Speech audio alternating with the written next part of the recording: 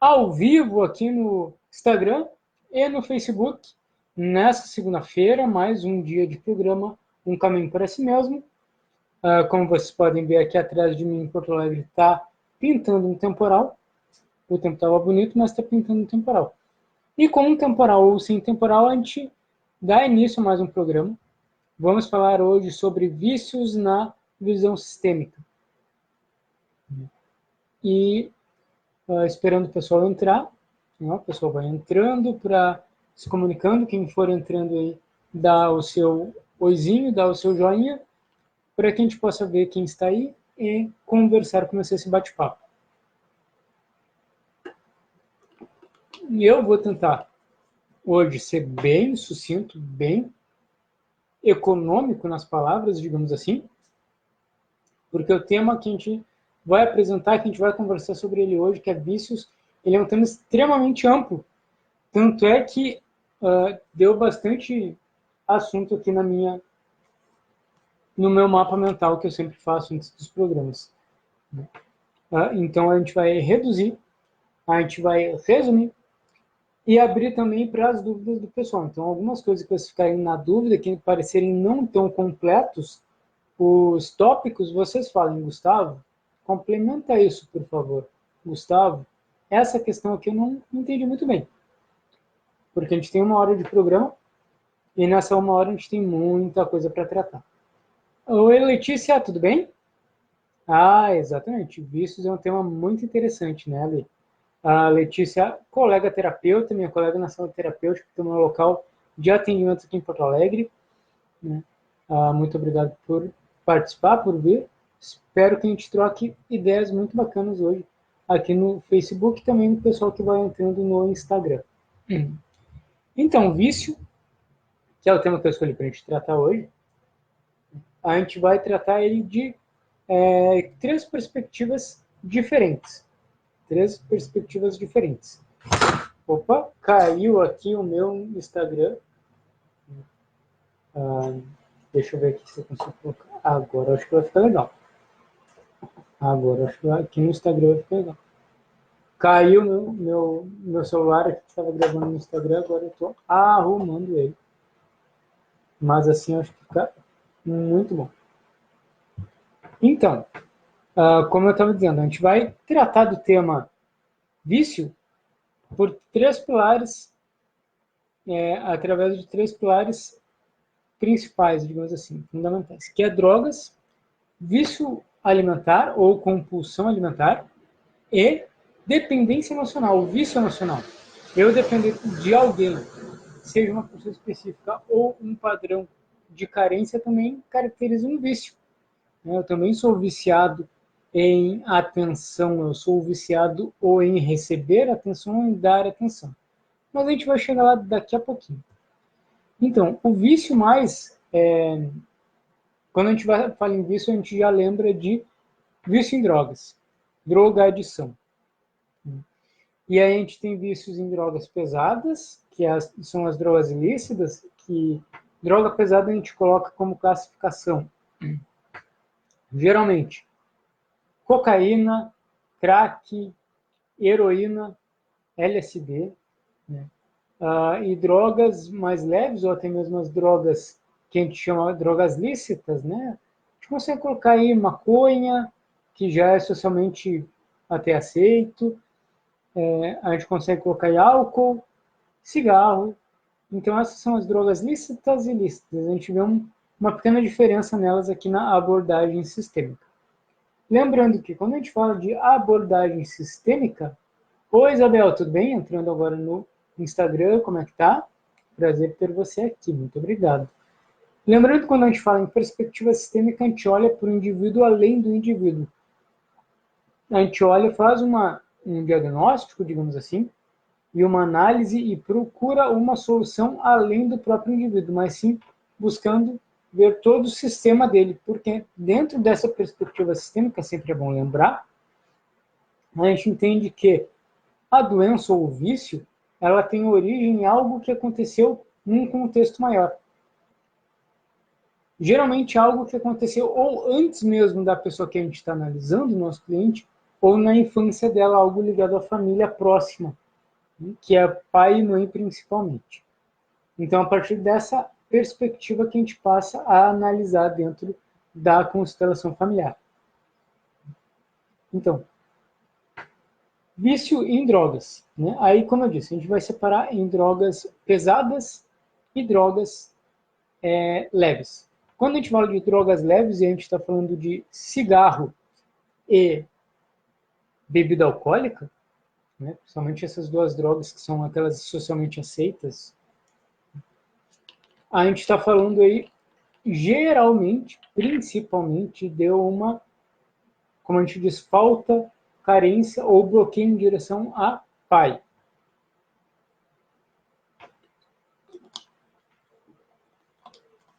Por quê? Em direção a pai. Porque o pai, a função do pai ela é uma função muito importante, que é a função de botar limites no filho e levar ele para o mundo, né? De mostrar para o filho prudência e liberdade, certo? Então a gente precisa da função pai, ou seja, a gente precisa da figura paterna. Ah, Gustavo, mas eu não tive pai, né? Meu pai faleceu muito cedo, ou os meus pais se separaram, ele foi embora e tal. Ok? Mas a gente precisa da função pai, a gente precisa ter o pai no coração, porque a gente é 50% pai, 50% mãe. A mãe ela pode fazer a função pai. Até nós mesmos, como quando adultos, nós fazemos a função pai da nossa própria criança interior. Quando adulto, eu sou o pai e a mãe da minha criança interior. É como se eu pegasse a minha criança interior, que é o meu arquétipo de inocência, de vínculo, pegasse do colo do pai e da mãe e dissesse, agora quem cuido dele sou eu, agora eu sou adulto, eu posso cuidar da minha criança interior e eu vou para a vida. Mais ou menos seria por aí. E a gente vê uma dinâmica muito forte nas pessoas, principalmente quem é alcoólatra. Alcoolismo geralmente é um bloqueio em relação ao pai. É quando falta a função paterna, quando falta a referência do pai. Não apenas como função, mas principalmente a figura do pai.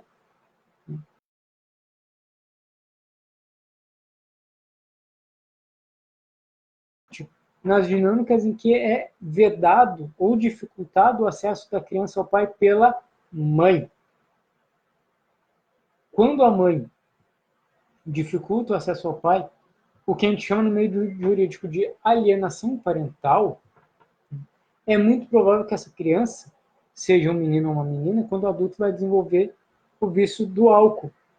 A gente tem até um jargão que a gente fala na constelação familiar que quem bebe muito, quem é alcoólatra, bota o pai no copo e tenta beber o pai, porque faltou essa referência aqui dentro. Então o álcool vem como substituto do pai, da função paterna. E isso acontece muito nos casos de separação. Quando a mãe fala mal do pai, olha só o que seu pai fez, ó. Seu pai fugiu com a secretária. Que sem vergonha esse seu pai. Ou quando o pai é ausente, né? O pai vai embora, não sabe quem é o... Às vezes o pai nem sabe que é pai. Ele vai embora e a mãe fala, viu, seu pai abandonou a gente, agora somos só nós dois. O que a gente tem, o que o Hellinger e a literatura fala, né, que, e a gente vê isso muito na prática, que o filho, a criança interna que o adulto carrega dentro dele, busca se vingar da mãe através da bebida. Ele se maltrata para se vingar da mãe. A mãe que bloqueou o acesso ao pai. Aí eu tenho um caso muito interessante, né, que é uma cliente que eu atendi há um tempo atrás, que a questão que ela trouxe foi, Gustavo, eu quero me reconciliar com meu filho ele tá doente, ele é alcoólatra, ele está em depressão e ele não quer mais falar comigo, ele brigou comigo. Ok? A gente faz a anamnese, o que aconteceu com o pai desse rapaz? Então não tinha falado do pai dele, né? Meu filho, tá aí o pai, quero saber do pai. O pai não existe. O pai, eu tive um namorico com ele, a gente teve um caso e eu engravidei, mas o pai praticamente não existe. Até eu disse para ele, Você tem que cuidar melhor do seu filho, porque isso é responsabilidade sua, é culpa sua por ele estar assim, porque você não procura ele. Tá. E a infância dele? Como é que foi a infância? Ah, foi muito difícil, só eu e o meu filho. O pai dele nunca ajudou em nada. E com certeza você passou. E sim, meu filho sempre cresceu sabendo que o pai dele era um cafajeste. Era um sem vergonha. E agora o rapaz é alcoólatra. Isso acontece muito, essa dinâmica. E claro, né, isso não é um julgamento em relação àquela mãe, porque ela teve uma questão muito forte com o pai dela. Né? Ela teve um problema de relacionamento muito forte com o pai dela, violência em relação ao pai. Então, aquela falta que ela teve do pai, ela projetou nesse companheiro dele. Quando ela viu que esse companheiro não é o pai, ela projetou no filho. E claro que esse companheiro dela não seria suficiente como homem, porque ele não era o pai. E o filho também não é suficiente como homem, porque ele não é o pai. Então, ele é fraco, ele é dependente da mãe. E ele precisa da mãe porque a mãe precisa dele. E o rapaz, então, como a mãe é fraca, né, fraca não estou julgando, mas fraca no sentido de a mãe se apoia no filho, ele vai se apoiar onde? Já que a mãe não deu força para ele, bloqueou o acesso ao pai. Ele vai procurar isso na bebida. Vai procurar uma escapatória pela bebida. Então, vícios em drogas leves, digamos assim, geralmente é falta do pai. Né? É falta da referência do pai, da referência paterna. Né? Realmente da força masculina mesmo. Né? A gente teve aí ontem o Dia Internacional da Mulher, muito bacana, e eu parabenizo aqui todas as mulheres novamente, eu mandei para todas as minhas amigas e as minhas clientes uma parabenização, e uma das coisas que eu sempre friso, né? Homem e mulher se completam. Não é nenhum melhor que o outro, nenhum maior que o outro. Não há hierarquia entre homem e mulher dentro de relacionamentos ou dentro da vida como um todo. São metades que se completam. Né? Então, os polos masculino e feminino, eles precisam estar juntos dentro da gente. Se eu nego meu pai, eu nego o meu arquétipo masculino. Se eu nego a minha mãe, eu nego o meu arquétipo feminino. Eu nego metades de mim que precisam estar juntas de mim. Então, a gente vê no Facebook, muitas vezes, essas postagens, né, de pai pode ser qualquer um, mãe é uma só.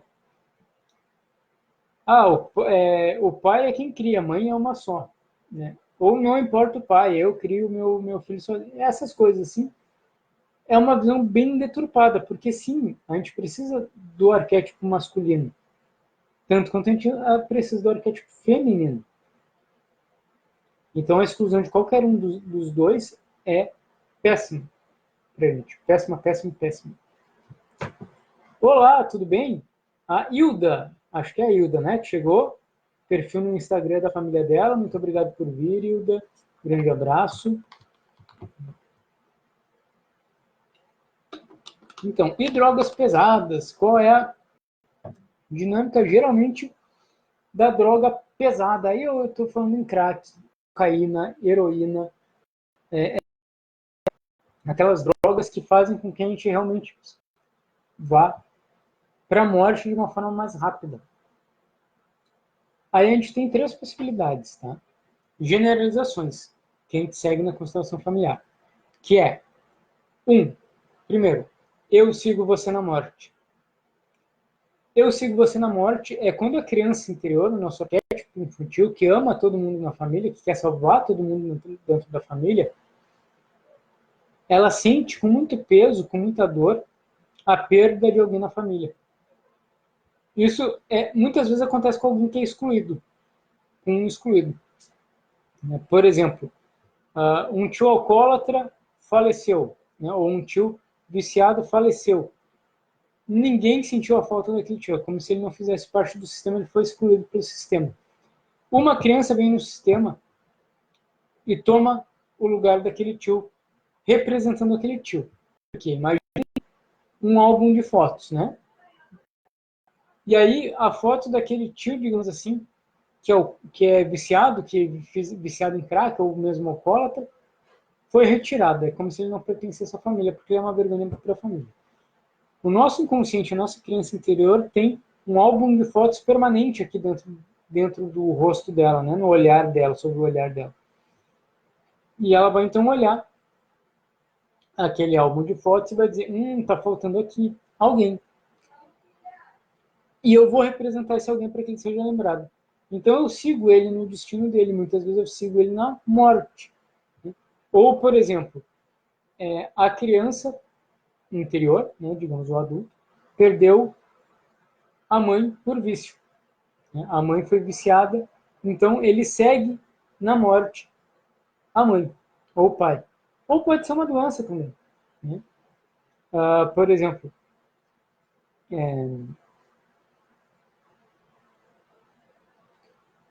uma pessoa que perdeu o irmão foi morto cedo ou foi abortado, natimorto, alguma coisa assim. Pode ser que essa pessoa desenvolva um vício na adolescência em drogas pesadas para seguir esse irmão na morte. Porque aí, pegando um pouco dinâmica, né? Irmãos, né? Relação entre irmãos. Muitas vezes o irmão que vem depois de um abortado ou de um natimorto, inconscientemente, ele sente culpa por estar vivo. É como se ele tivesse usurpado, né, o lugar do outro.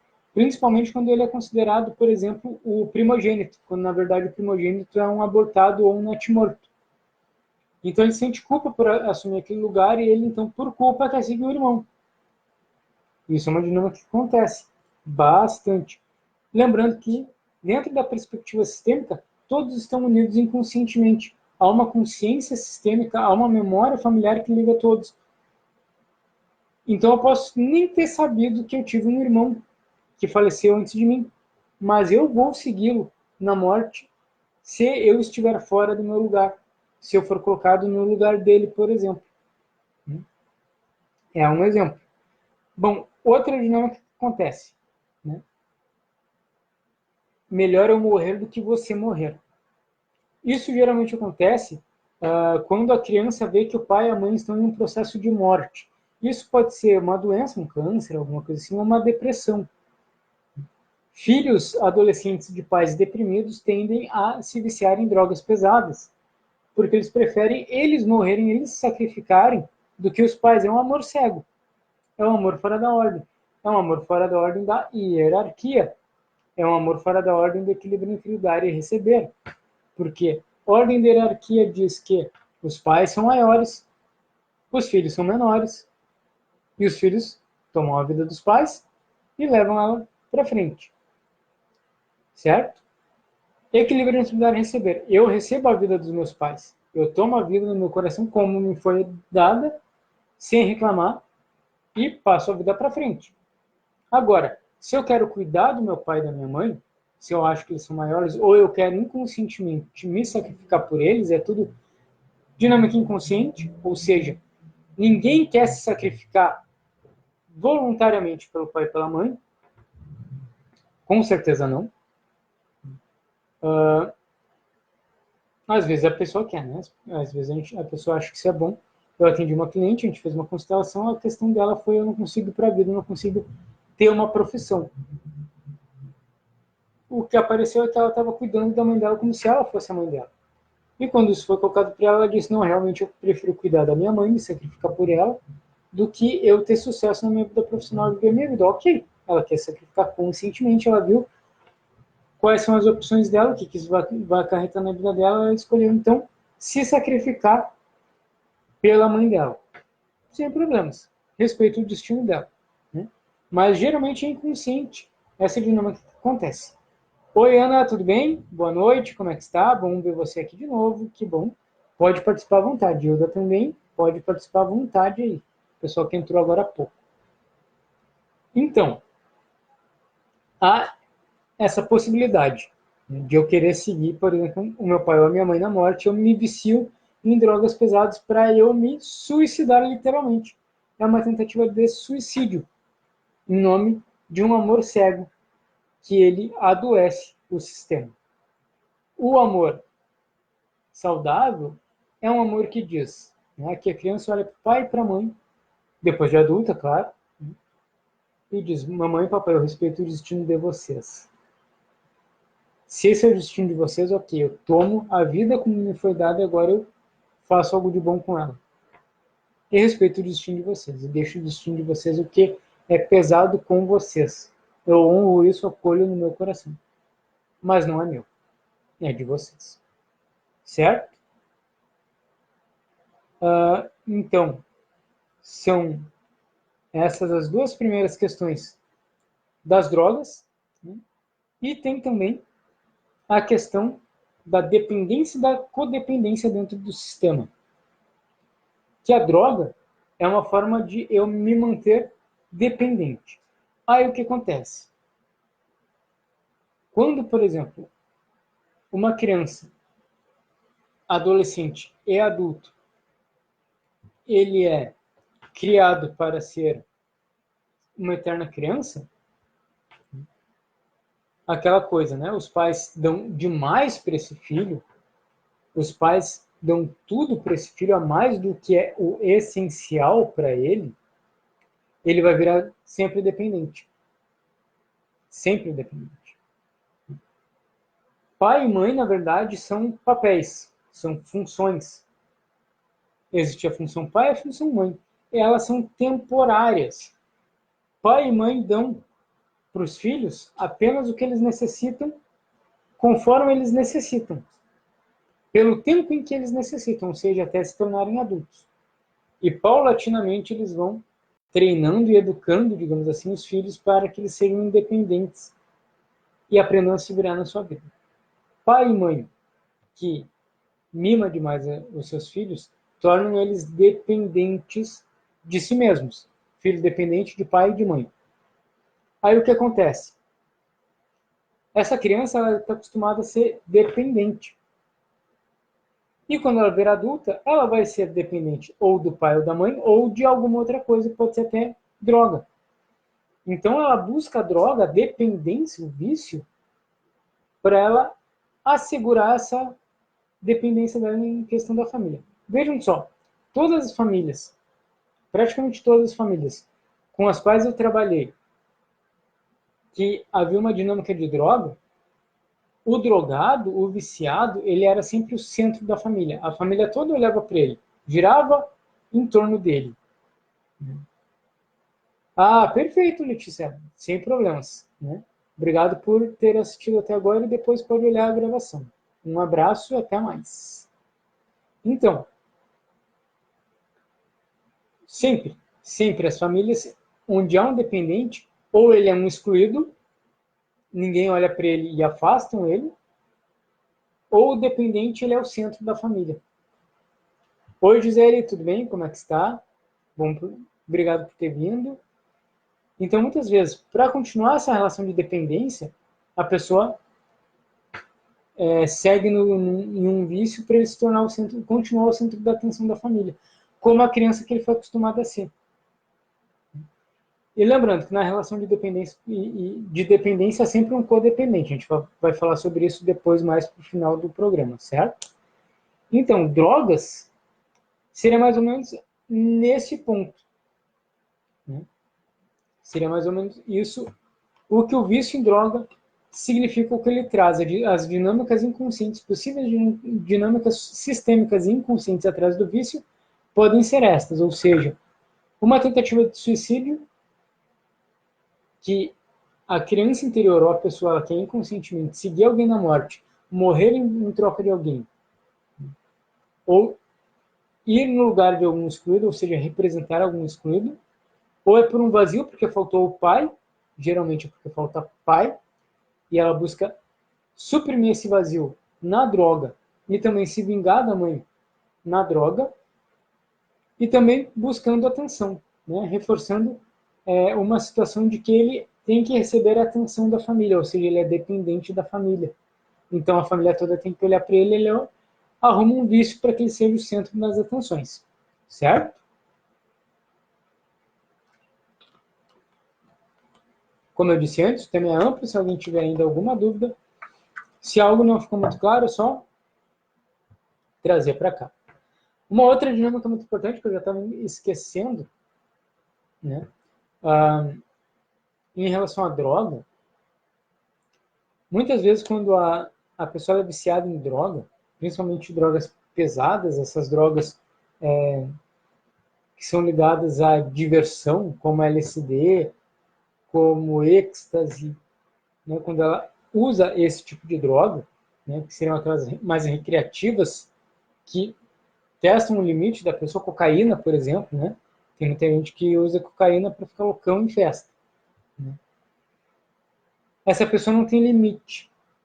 Como eu disse antes, falta a função pai. A função pai é aquela função que leva para o mundo, mas que te dá limite, que diz, ó, cuidado, cautela.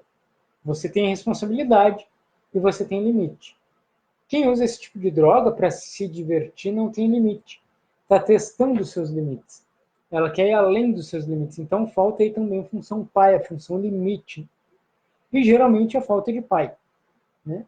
Crianças muito mimadas, a gente vê muito isso em classe média, com crianças mimadas, né? Adolescentes mimados, jovens mimados, que não tiveram limites. Então eles buscam estabelecer e testar os seus limites através desse tipo de droga, LSD, êxtase, cocaína. Né?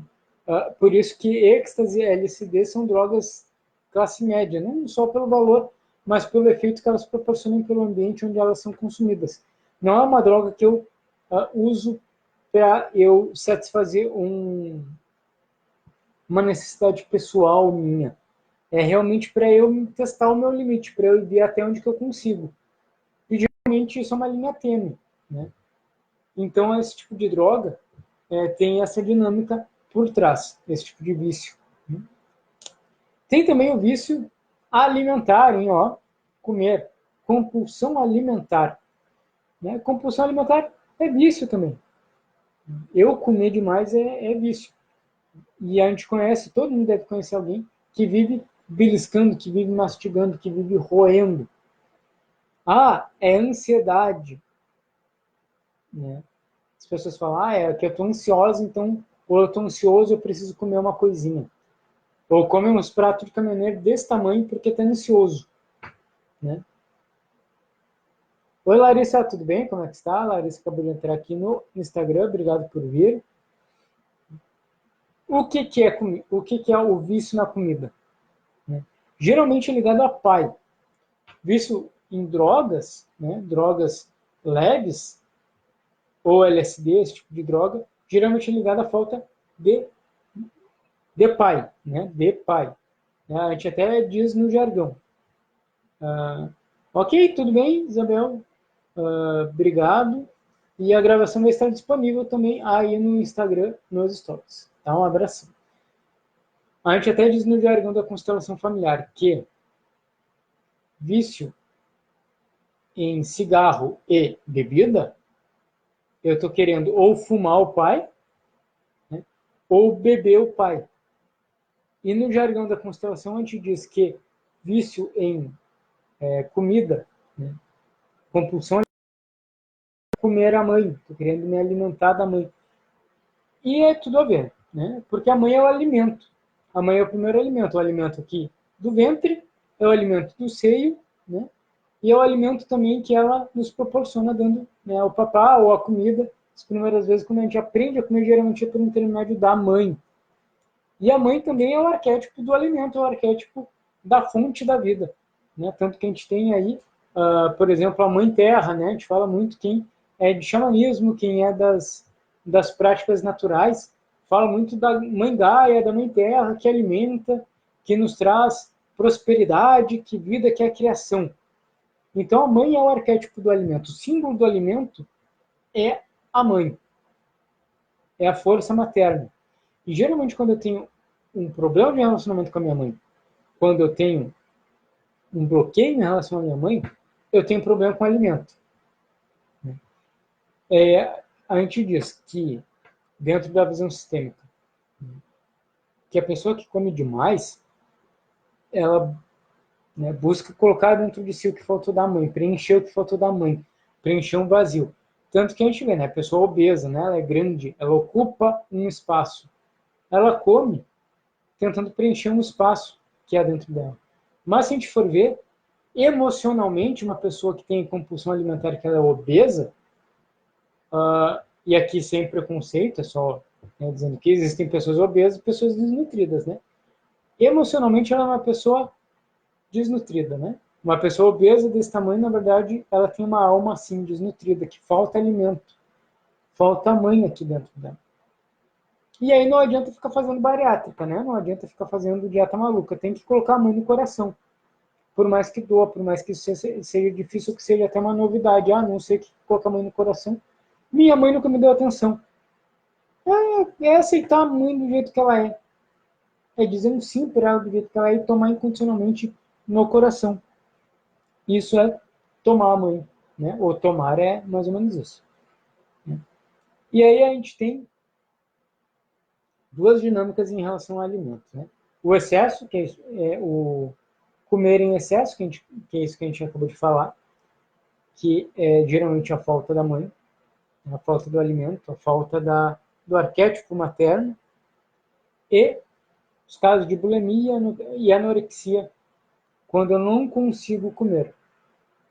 Aí, geralmente, quando tem essa dinâmica de anorexia e bulimia, né, ou desnutrição mesmo, a pessoa muito magrinha, muito raquítica, geralmente a mãe deu demais para a criança, sufocou a criança quando era pequena.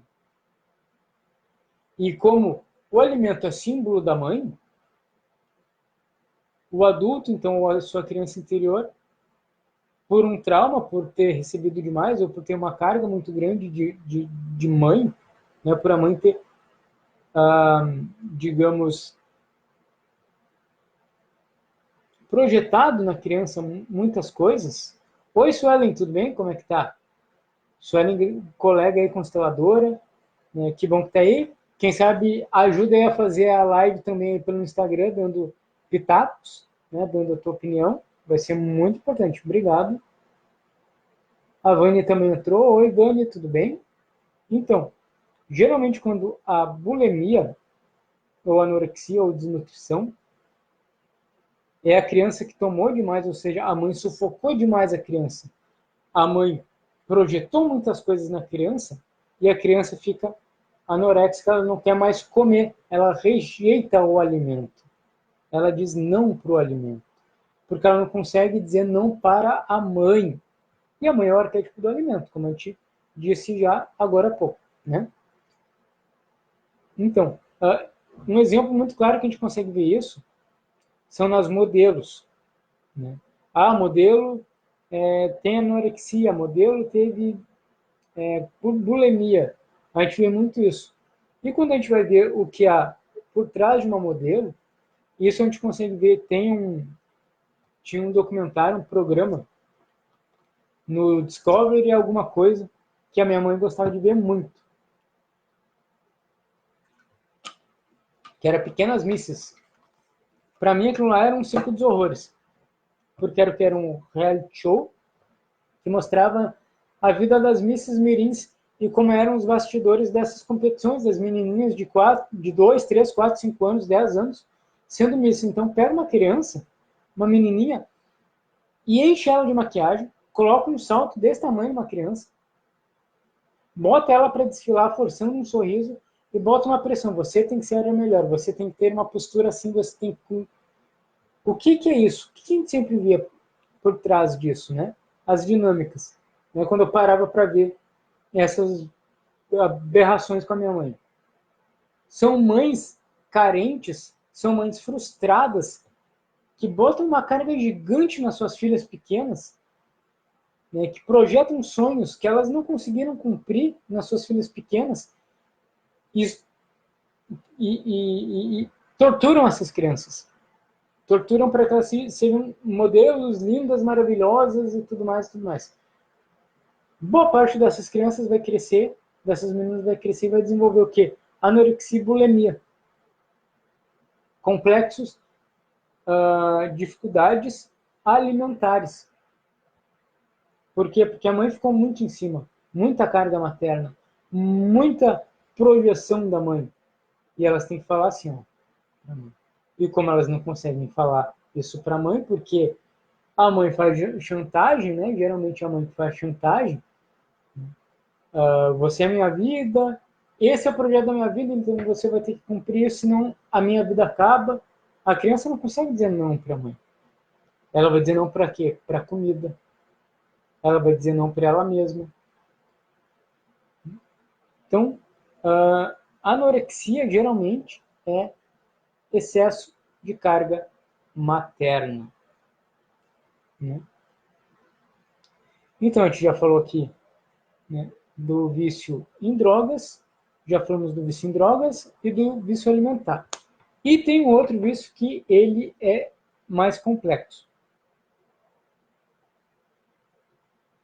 Vício em relacionamentos abusivos ou dependência emocional. O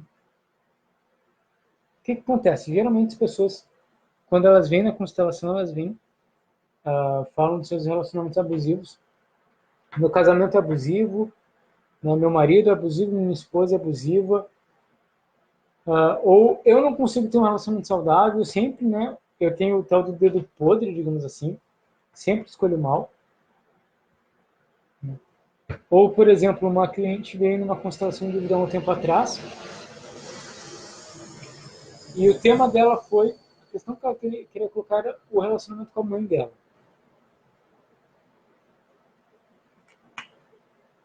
Gustavo, a minha mãe me suga, Gustavo.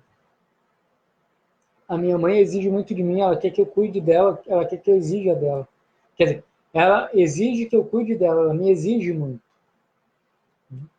Ô, Noel, tudo bem? Grande amigo, né? Obrigado por ter vindo, obrigado por participar. Né? Fica à vontade para fazer perguntas. Né? Então, ela veio com o tema, a minha mãe é dependente de mim. Ela me sufoca. E eu vejo já que a minha avó faz isso com ela e por isso que ela faz isso comigo. Tá bom? Ok?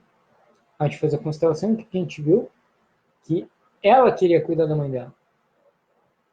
Ela, por amor e por sentir que a morte da mãe estava próxima, porque ela estava doente, ela queria cuidar da mãe. Então, na verdade, essa relação de dependência era dela em relação da mãe. Ela projetava uma carência na mãe. Claro, muito provavelmente a mãe também se apoiou nela. E aí se cria a relação de dependente e codependente. O que é a relação de dependente e codependente numa relação? Isso é relação entre pais e filhos, relação entre marido e mulher, relação entre chefe e empregado, relação também de amizade, a gente tem disso. A gente sempre costuma olhar com julgamento para o dependente, para aquela pessoa que parece ser afogada, que parece ser a pessoa que é fraca, aquela pessoa que exige muito do outro. E sim, isso é um problema, né? Mas isso é 50% do problema. Os outros 50% do problema é o que a gente chama do codependente. É aquela pessoa que alimenta o dependente. Né? Que alimenta que o outro seja assim porque ela precisa cuidar de alguém. Ela precisa também se apoiar em alguém como grande, como salvador, como como o bonzinho. Né? Então tem o codependente. Não existe relação de dependência sem codependente. E ele alimenta isso também. Tu vê, eu estou sendo sugado pela minha esposa, digamos assim. Minha esposa é dependente, minha esposa não se vira sozinha, eu tenho que fazer tudo para minha esposa. Ou o contrário, que é o mais comum, né? As mulheres geralmente que reclamam dos homens. Gustavo, tu vê que o meu marido, ele é preguiçoso, o meu marido ele não ajuda em casa, meu marido bebe, eu tenho que cuidar dele como se ele fosse criança. Há uma necessidade de cuidado aí, há um vício. Né? Eu preciso cuidar de alguém. Muito provavelmente eu não consegui cuidar dos meus pais ou de alguém da minha família lá atrás e eu projeto isso no meu relacionamento de agora. Ou eu amo demais os meus pais e por eu amar demais eles, eu sinto que eles precisam de mim. E eu preciso deles. Então eu vou ficar aqui nessa relação como pequeno dos meus pais sempre vou sair de casa com 50 anos de idade. E os pais, alimentando essa codependência, eles projetam algo no filho e deixam o filho ficar em casa até os 50 anos de idade. Quando o amor, na ordem que foi, os pais cuidam dos filhos até certa idade e depois os filhos vão para a vida. E o que acontece, né, no relacionamento abusivo? Aí a gente fala, por exemplo, num relacionamento violento. Experiência própria. Né? A maioria dos casos que eu atendi. Estava num relacionamento abusivo. E 90% dos meus clientes, na verdade, eu estou entregando, né? Das minhas clientes são mulheres. Então, geralmente eu recebo essa queixa no meu consultório. Gustavo, o meu marido é abusivo, ele bebe demais, ele me maltrata, ele me humilha, ele não deixa eu sair de casa. E a gente vai ver como é que era a dinâmica familiar dessa mulher. Geralmente minha mãe tinha uma relação assim com meu pai, minha avó tinha uma relação assim com meu avô, e por aí vai para trás. Então é pertencimento. Né? Eu preciso ficar num relacionamento abusivo porque a minha família está acostumada a ter relacionamento abusivo. Então, se eu for feliz, eu não vou pertencer ao meu relacionamento, à minha família. Então, eu não me permito ter um relacionamento feliz e saudável. Eu vou ter um relacionamento doentio. E vou permanecer nesse relacionamento doentio, me martirizando, porque eu preciso pertencer à minha família. E as mulheres da minha família sofrem, eu tenho que sofrer também. Simples, né? Parece simples. Novamente dizendo, né? Ninguém permanece em sã consciência, ou seja, de livre e espontânea vontade consciente num relacionamento abusivo. Isso é uma dinâmica inconsciente. A gente precisa inconscientemente pertencer. E por esse precisar pertencer, eu me coloco nessas relações abusivas. Certo?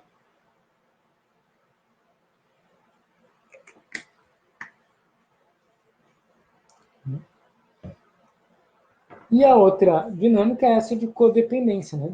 Dependente, codependente. Quando eu acho que eu ainda preciso cuidar de alguém.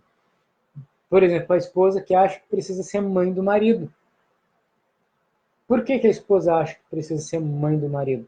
E ela fica numa relação em que ela se doa muito e ganha pouco no relacionamento. Que é o relacionamento de mãe e filho, né?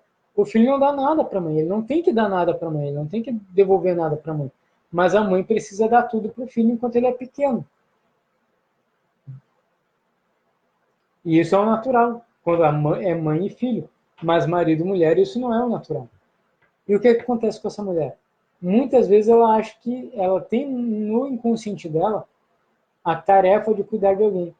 Pode ser cuidar da própria mãe, porque a minha mãe é coitadinha, porque a minha mãe sofreu muito, e eu projeto essa necessidade de cuidado, essa pena que eu tenho dela no meu relacionamento, ou eu tenho que cuidar do meu pai, porque meu pai é um coitado, é um pobre bêbado, é um cara viciado, é um cara fraco e eu preciso então cuidar dele, ou ele ficou doente e eu não pude cuidar dele como eu quis, e eu projeto isso no meu marido. E por outro lado, o homem, talvez seja um homem que tenha falta de mãe, que ele acha que ele precisa ser o filho sempre, porque a mãe precisa dele, então ele sai da esfera da mãe, no físico, né? Sai de casa, se casa, mas ele fica na esfera da mãe ainda no relacionamento dele. Ele projeta a mãe dele na esposa dele. E ele acha que ele precisa ser cuidado por aquela mulher, porque ele acha que ele precisa ainda apoiar a mãe dele como filho. Tá dando para entender a dinâmica? Ou está muito complexa? O pessoal está se identificando na dinâmica ou está achando que não tem nada a ver? Vão dando seus feedbacks aí para a gente fazer juntos o programa, né? Então, eu coloco isso no meu casamento. Eu posso colocar isso também na minha relação profissional. Por exemplo, eu tenho um chefe abusivo. Nossa, meu chefe é uma praga, meu chefe, ele quer que eu faça hora extra todo dia, ele me enche de trabalho, ele acha que eu sou o capacho dele. Mas por que a gente não sai dessa relação? A gente vai ver lá atrás, né? Por exemplo, um rapaz que tem essa relação com o chefe. Como é que era a relação do pai dele? Nossa, meu pai era um ditador, era um tirano. Meu pai queria só mandar em mim. Se eu tirava uma nota ruim na escola, ele brigava comigo. Então, né? Qual é a relação que você está projetando no seu chefe? É a relação de um adulto com outro adulto, de um profissional com outro profissional, de você, da sua criança interior e o seu pai. Que você precisa da aprovação do seu pai para alguma coisa, que você precisa ainda, né, ser admoestado, como a gente diz, né, ter a orelha puxada pelo pai. Então a gente não saiu dessa relação filho com pai ainda. Interessante, né? Vani tá dando sim, sim, né? Fazendo sentido, né? E isso a gente vê no dia a dia.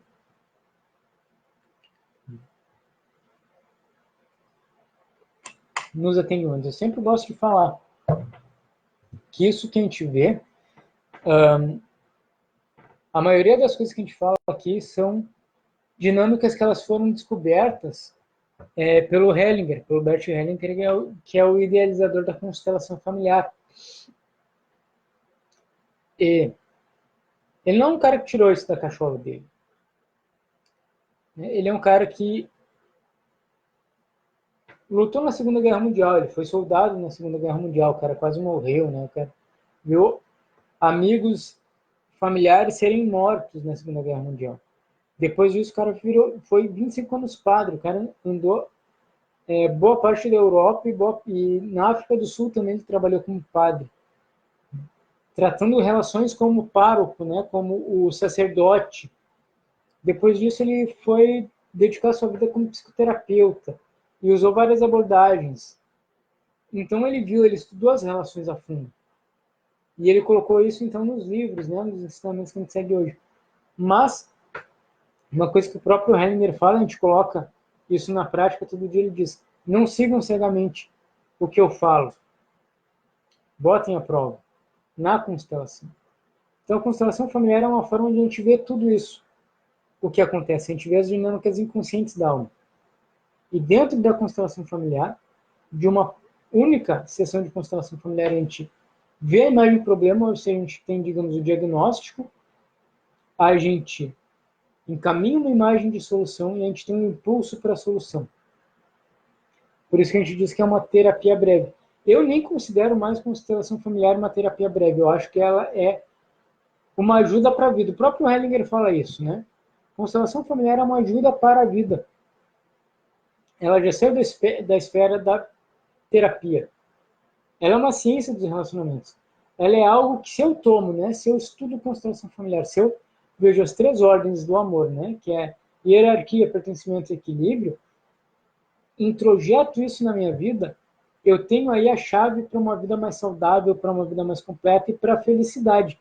Não felicidade como um êxtase eterno e absoluto, mas felicidade como plenitude, como eu ter ciência e eu saber que na minha vida eu vou ter altos e baixos, eu vou ter alegria e tristeza, eu vou ter satisfação e eu vou ter talvez insatisfação.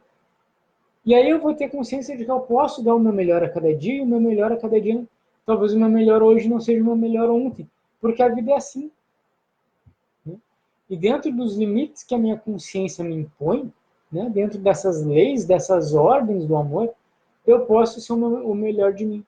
Eu posso olhar para trás, olhar o que aconteceu com a minha família, com o meu clã, sem julgar, tomar isso no meu coração e dizer sim para tudo isso. Só que agora eu vou tomar a liberdade de, até em honra a vocês, fazer um pouquinho diferente. Ser feliz, onde talvez vocês não conseguiram ser felizes.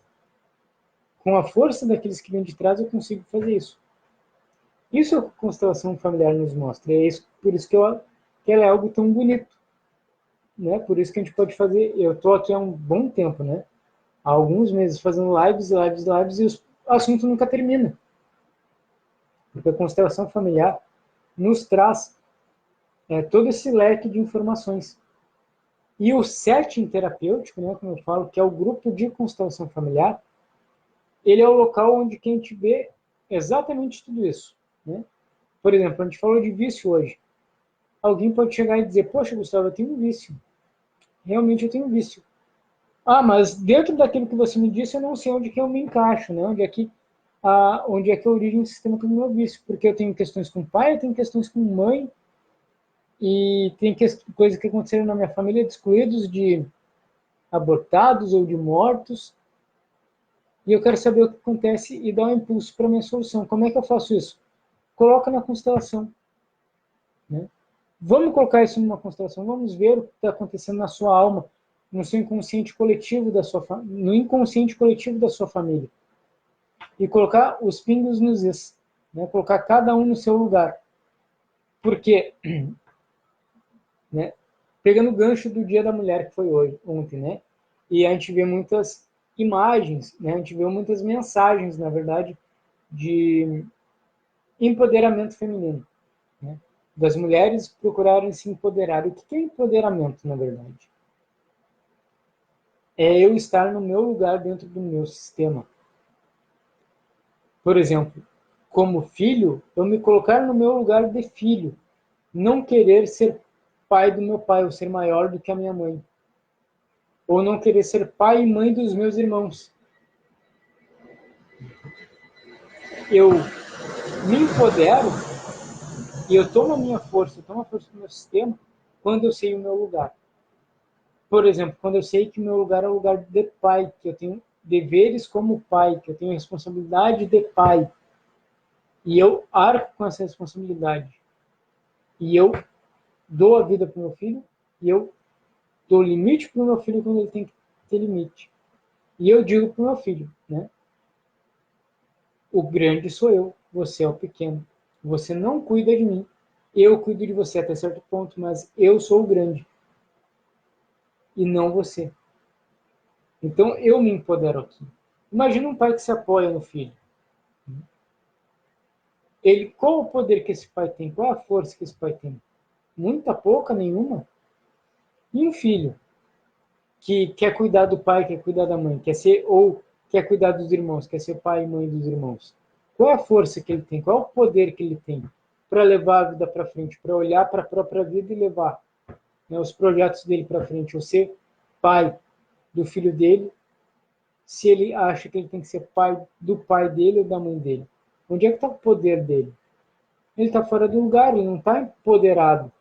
Né? Empoderamento é eu tomar o meu lugar. E aqui a gente falou muito, né, da questão da dependência emocional, e a gente vê nos relacionamentos, né, as polaridades vítima e opressor. E quando a gente fala de vítima, né, de relacionamentos abusivos, a gente fala temos que empoderar as vítimas. Temos que dar poder para as vítimas. Sim, nós temos que empoderar as vítimas e colocar elas no lugar delas. Né? Por exemplo, dentro de um relacionamento abusivo, a mulher, se ela é a vítima, né, se ela é abusada, se ela é a pessoa que sofre como abusada num relacionamento, ela é uma mulher. E ela é uma pessoa que tem igualdade perante aquele homem. E o lugar dela é essa, como adulto. Se eu olho para uma vítima, né, de abuso como coitadinha, como uma pessoa que requer todos os meus cuidados, a minha atenção, porque ela é pobrezinha, porque ela precisa de mim, porque eu tenho que salvá-la, eu estou entrando naquilo que a gente chama do triângulo dramático, né, onde tem o opressor, a vítima e o salvador. Né, é o triângulo dramático. Que poder que eu estou dando para essa pessoa que é vítima? Nenhum. Eu estou dizendo que ela é coitadinha, que ela vai ser sempre a vítima. Né? E do outro lado, qual é o lugar do opressor? Né? É também um lugar como uma pessoa, como um adulto que tem que arcar com as suas responsabilidades, pagar o preço, mas também que ele é adulto, que ele é uma pessoa que também pertence. Esse é o lugar dela. Ele é o marido, ela é a esposa, por exemplo, né? Ou pai e filho, se o exemplo for esse. Cada um no seu lugar. como pessoas que têm a sua função dentro do seu sistema familiar. Vendo e honrando todos, conforme a sua função no sistema familiar, porque uma hora eu, Gustavo, por exemplo, eu cumpro função filho frente aos meus pais. Frente à minha esposa, eu cumpro a função marido. Frente à minha enteada, eu cumpro a função padrasto, que é uma função diferente da função pai. Eu não sou o pai da minha enteada, eu sou o marido da mãe dela. Então, a educação da minha enteada não me diz respeito. A educação da minha enteada diz respeito ao pai dela e à mãe dela. Eu sou o marido. E eu cumpro também o meu papel como marido e como padrasto. Ponto. Certo? Então, pessoal, a gente já está chegando aqui no final da live. Né? Chegamos a 1 hora de live. Se alguém tiver alguma pergunta, alguma dúvida, fiquem à vontade, é só colocar aqui nos comentários. Enquanto vocês vão elaborando as dúvidas de vocês, eu fortaleço aqui, reforço o convite para o nosso grupo de constelação familiar amanhã na sala terapêutica, que é o espaço que eu tenho aqui em Porto Alegre, a partir das 19 horas. A gente tem vaga para constelar ainda e para participar. Vai ser um evento maravilhoso, muito bacana. Né? Se quiserem ou quiserem mais informações, comentem aqui nos vídeos, tanto no Instagram quanto no Facebook, comentem aqui. Eu quero ir, eu estou a fim de ir, qual é o valor, ou onde é, que a gente informa para vocês, certo? Promoção de Dia da Mulher, mês da mulher, na verdade. Em março, até o final do último dia de março, tem promoção para mulheres no atendimento individual, 30% de desconto. Então, meu atendimento individual, o valor dele normal é R$260. E no mês da mulher, eu estou fazendo um desconto aí, tá a 182, ou seja, 30% de desconto apenas para mulheres no atendimento individual em março. Não perca essa oportunidade. As minhas amigas e clientes, marquem seus horários também, só mandar uma mensagem aqui no direct ou no privado, ou comentar o vídeo, que a gente vê a data e o horário, ok? Dia 28 de março eu vou estar em Novo Hamburgo, a gente vai ter grupo de constelação familiar em Novo Hamburgo, e a gente vai ter atendimentos individuais durante o dia em Novo Hamburgo, último sábado do mês, dia 28 de março. Para Novo Hamburgo vale também a promoção de Dia da Mulher no atendimento individual, certo? E também eu vou ter com a minha colega Suelen, workshop de constelação familiar e profissão, né? Ancestralidade de profissão. A gente vai fazer que dia é? Só é dia 21, né? Dia 21 de março, isso aí. Agora eu lembrei. Dia 21 de março, a gente vai ter o workshop Ancestralidade e Profissão em Porto Alegre, na sala terapêutica. Temos vaga ainda para participar. A gente vai ter uma palestra dupla, né? Eu e a Suelen, cada um vai falar um pouco sobre ancestralidade e profissão. E a gente vai ter 2 constelações que a gente vai sortear na hora os constelados. Valor único, R$60, para participar do workshop. Mais informações é só falar comigo. Ok, pessoal? Então, já estamos chegando aí no final da live. Agradeço a presença de vocês. Né? A gente deseja para vocês aí uma ótima semana. Tudo de bom para vocês. Qualquer dúvida que surgir, comentem aqui no vídeo. No Instagram vai ficar nos stories por 24 horas. No Facebook vai ficar na minha timeline, no meu feed. E eu vou também depois colocar no YouTube o vídeo. Ok, pessoal? Tudo de bom para vocês, uma ótima semana. A gente se vê por aí, nos workshops, nos atendimentos, ou aqui no programa da semana que vem. Até mais, pessoal.